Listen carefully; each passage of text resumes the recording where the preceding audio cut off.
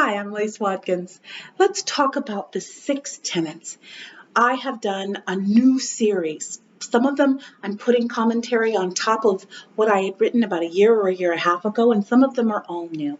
This one is the introduction to what is now the 6 tenets. There used to be 4, now there are 6.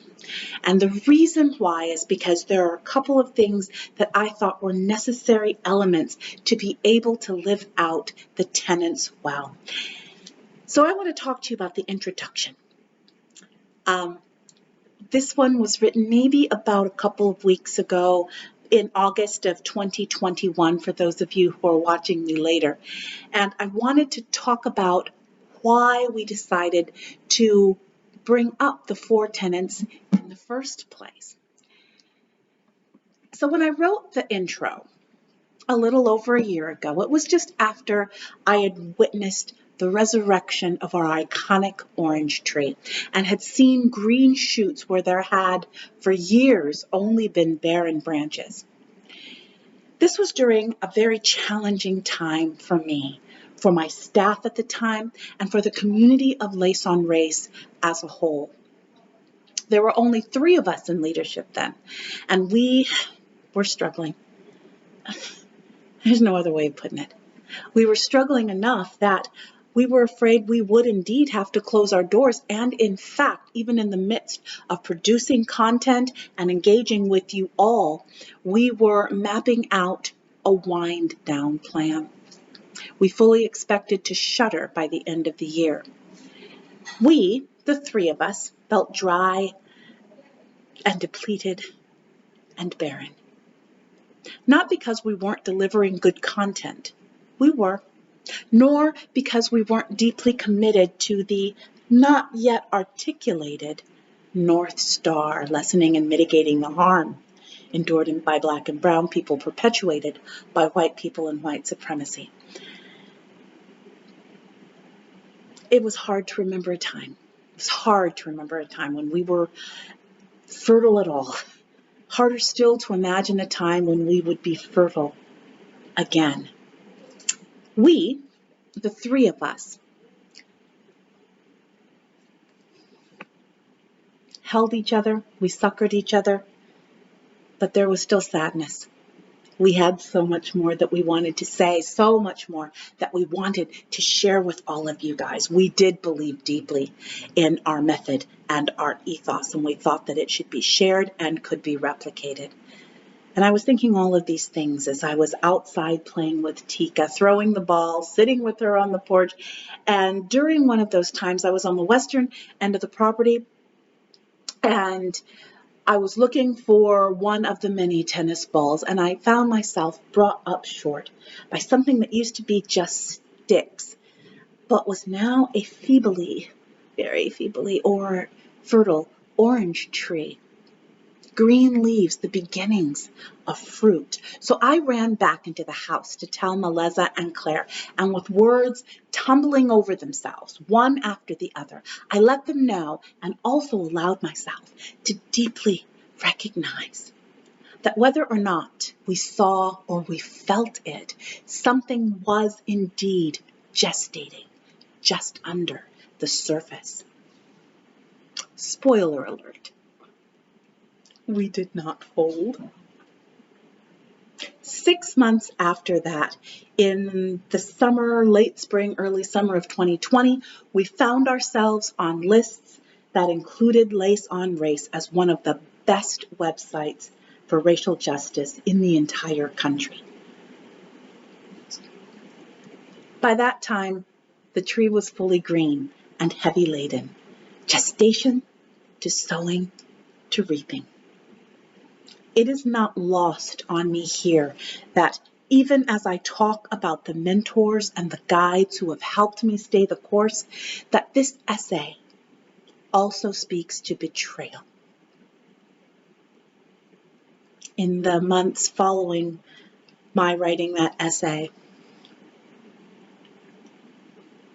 we have suffered. We've suffered as well in these last few months. How many there have been.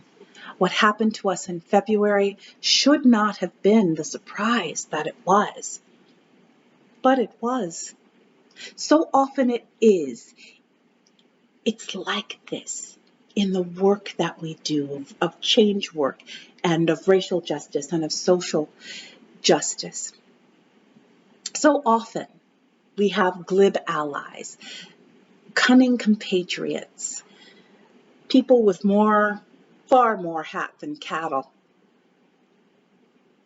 That should make, or it could make, for a sort of resignation, at worst a cynicism that is a fetid kind of root rot that would have imploded our tree from within.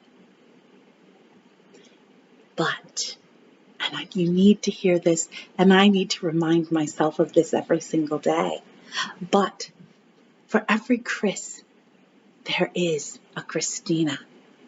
For every Holly, there is a Jessie. For every Annie, there is a Lanny. It has been the voices of those who have chosen to stand beside me with relentless reliability, and what the voices of my mentors and guides also say, who have afforded me to become the woman who leads my team and who gives my utmost to all of you, both inside and outside of the Lace on Race community. As we recommit to nurturing our own trees and committing to the orchard we have all individually and collectively that we have all nurtured and succored, we reread this introduction. We remember the fulfillment of promise, the struggle to hold on to what has been gained, and the greater promise of the future. As you listen to me read this intro from over a year ago, and then as we delve into the now 6 tenets one by one, let us be refreshed and renewed. Let us look to the west where our tree stands and watch over the sunset. Let us cleave. Let us remember. And let us look ever forward. So, from a year ago, the introduction to what was then the 4 tenets. There are 4 women I have the privilege of knowing who are everything to me.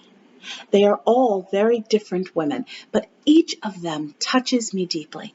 Each one of them carries knowledge and heart and wisdom and strength that I want inside of me. They all have names that they were born with. Beautiful names, all of them. But for our purposes here, I will call them, for reasons you will come to see as we go throughout this series, I will call them mystic and counselor and teacher and home. Most of them read Lace on Race, and I know that they are going to know which one of them they are. All of them possess all 4 of the attributes. All 4 have deep roles in my life, but they also each have a singular talent that makes me want to tap into their spirits and just snuggle in and abide. I've known them for quite a while now. I have observed not only how they commune with me, but how they connect with others. I have watched their eyes. I have listened to their words. I have seen them walk. Literally. I have seen them walk and walk and walk. At our ages, and they are all a bit older than I am, for us, at times walking does not come easily. I see the slight grimaces that they try to hide. I know when their physical pain, and yes, sometimes their emotional pain, is our unwanted companion on our walks together, and still they choose to walk with me. I see the hands. The hands. The hands. Washing crystal underlying passages, making a point. I see their utter delight when they see me, when they hear me. They think I'm brilliant.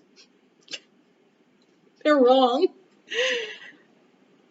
But I glow knowing that that's what they really think. And I try my best, however imperfectly, to live up to their quiet, sparkling confidence and faith in me. It has taken me months to even begin to surrender, fully surrender to their love. There's reasons for this. I have had other women who were mentors and teachers, and to a woman, each of them had betrayed my trust and had made it harder to trust in my own discernment. And yes, to be able to fully lean in, to lean into relationship, to lean into learning, to lean into allowing myself to be changed by them. It took months, actually it took years, of trusting in their intention, in trusting in their reliability, in trusting in their gentle, quiet, but relentless pursuit of me. This stands in stark contrast to other memories. I remember a pastor who didn't want to get sucked in by me and my problems. She said this at a low point, and then she just left me adrift after Bob's first suicide attempt 17 years ago.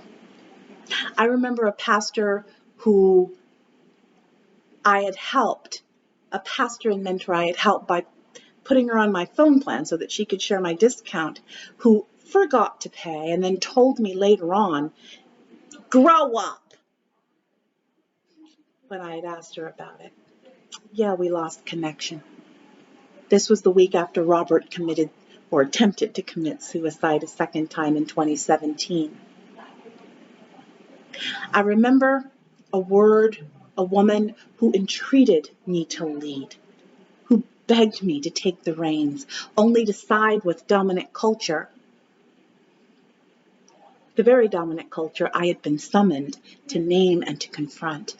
I would later find that it was a reenactment of sorts of what she felt had happened to her years ago.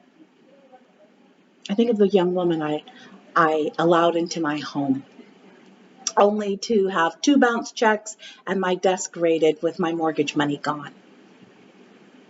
And this.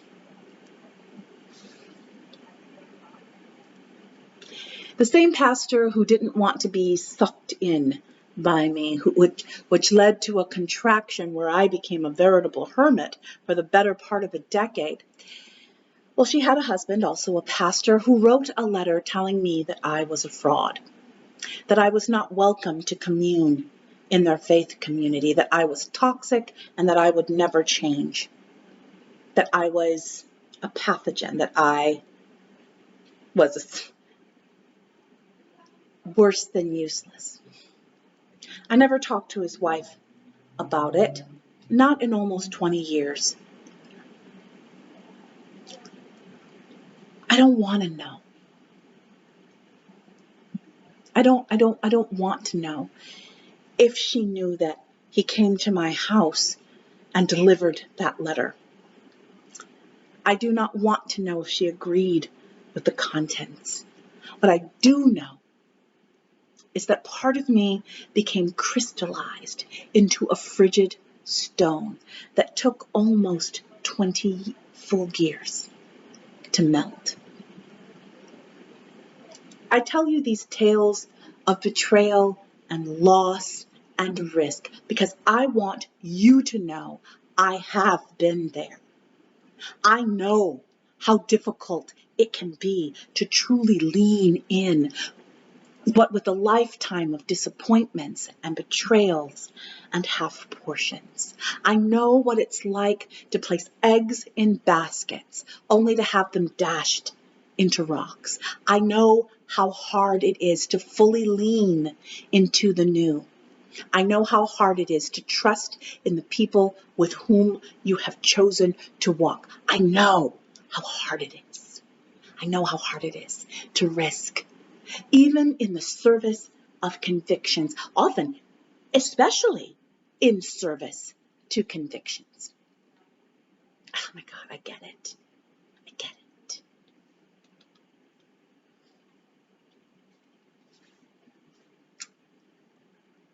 I get it. You know, people think that I enjoy risk. No, I don't. Every failure shouts louder than the times when risk paid off. And that's not just me. That's not just me. That's true of all of us. We remember the negative far more than we remember the positive. It's the negative that gets looped into our heads that makes us flinch and clench. Y'all, risk averse is my middle name. My staff and leadership team knows this. You should see how they try very hard to not activate me when they do a new program or a new application or a new process. They know that I am the most change resistant. But you know, some things are more compelling than my fear. And I want that to be true for you too. Some things are more compelling than your fear. You know, it can be super hard to also plant roots, to make the deliberate choice to stay long enough for concepts and convictions to truly take hold. How hard it can be to envision the work just beneath the soil, which is why we need to dig deep. It takes nurture to plant roots, along with the discipline of watering and weeding. It is hard to imagine resting under a tree when the tree is but a sapling. It is hard to imagine shade and succor from this tree when your back is aching just to keep it upright, using wire and sticks to shore it up until it can stand upright on its own. It takes that kind of discipline and vision to grow in and to grow up. Earlier in this talk, I mentioned the mentor who told me to grow up when I dared to confront her on her abandoned commitment. That retort, rooted as it was in the defensive and in the cynical, is not, again, is not what we're talking about here. And that difference, truly growing up and into who you are, rather than the immature hothouse of the world's version of maturity, that makes for very sour fruit indeed, very hard and sour fruit. Not giving in to that will be indeed crucial to your walk as an individual and for your walk in this community. And then, of course, there's growing out. That's the entire point of this, right? Choosing to plant, nurturing growth, divesting of whatever it is that could hinder or stunt that growth, sticking around in determination and anticipation, watching the green buds grow orange, and then sharing that fruit and spreading still more seeds.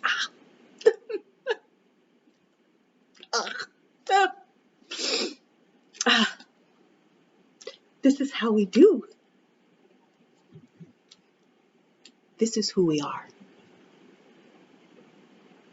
You know, we talk a lot about walking in Lace on Race. It has been a potent metaphor for the work that we do here singly and together. Now, though, here's another metaphor, that of the orange tree. The orange tree that is planted in each of us.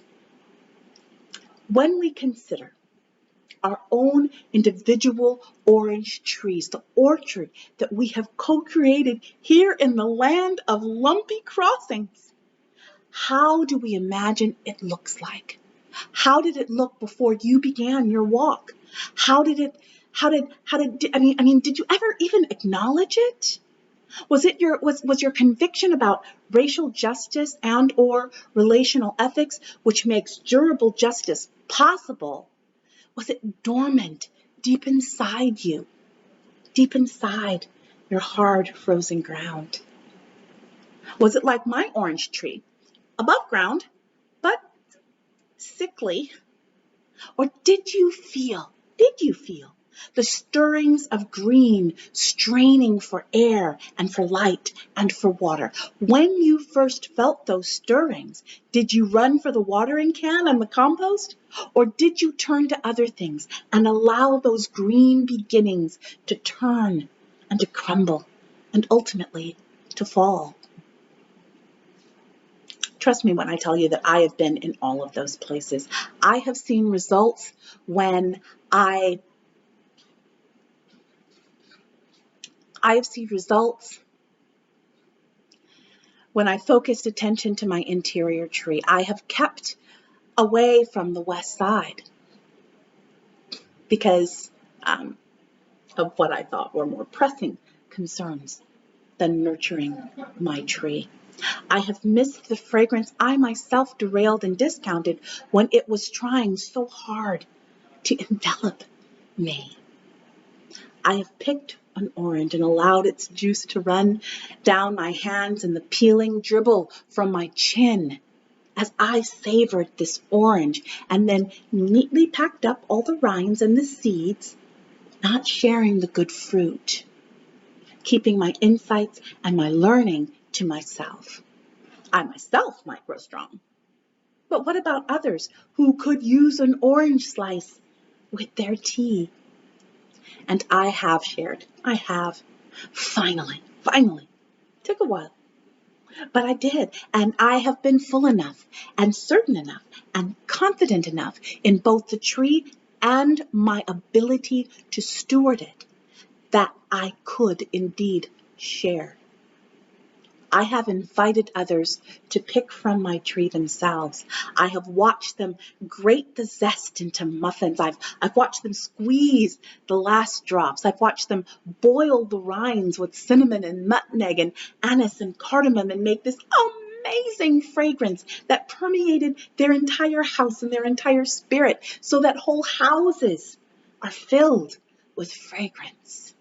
I have gone back and watered and pruned and weeded and composted to keep my own tree strong. And I've thrown the seeds wildly, some might say even profligately, all over the place. Some didn't stick. But with so many of you, they went right to your heart, to your soul, and another tree was born. Y'all, gather round. It's time to nurture our orchard.